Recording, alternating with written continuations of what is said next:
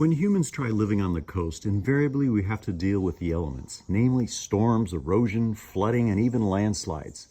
We try building all kinds of things to preserve our coastline the way it is.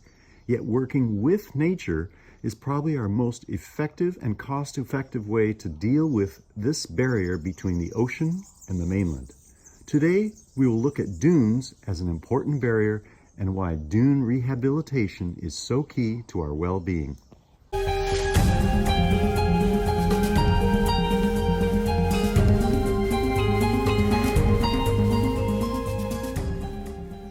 Sand dunes make up a small but not insignificant part of our coastlines.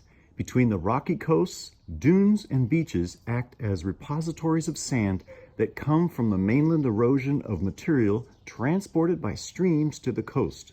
Sandy material also comes from coastal landslides and the erosion of cliffs. Beaches and dunes have a rich but often unseen biota that plays an important role in our ecosystem.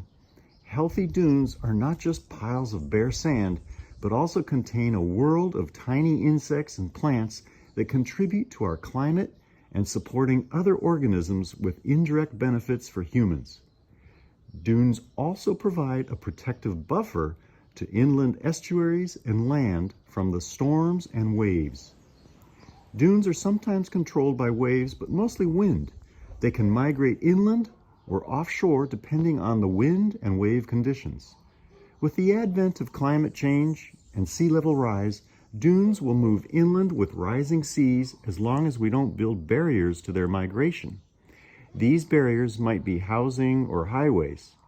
If allowed to move, all the dune plants and organisms will also move with that dune habitat.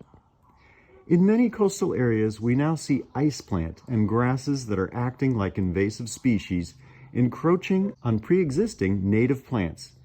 Imported from South Africa, ice plant was planted in the early 1900s along rail lines to help stabilize our coastlines. However, they soon got out of hand and spread rapidly. Here's what ice plant looks like as it's starting to encroach on a dune system.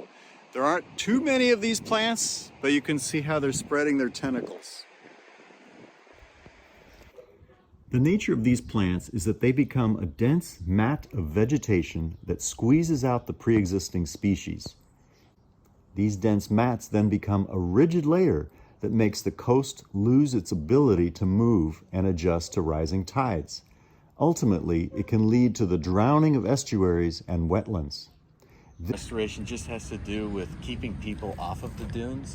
As you can see, this trail right here, when people are walking, then it prevents things from growing and then trapping the sand with plants, so the sand just keeps moving through. But here what they've done is they've removed the ice plant and they're letting the native dune plants return naturally. And so if you remove the ice plant and keep people off of it, the dunes will restore, and then they'll start to grow higher and higher as there's a sand source and some wind to bring it up there. You're standing on the stuff that was killed, the ice plant that was killed by Roundup or whatever they used. And the plants are coming up right through it.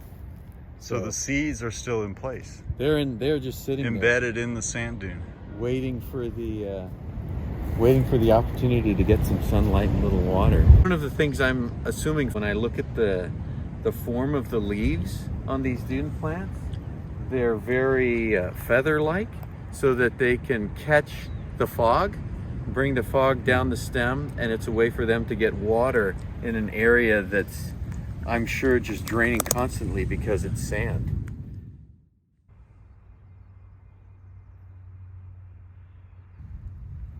All right, so coming up through the dead ice plant are the Dudleya, as you called them? I believe they're Dudleya.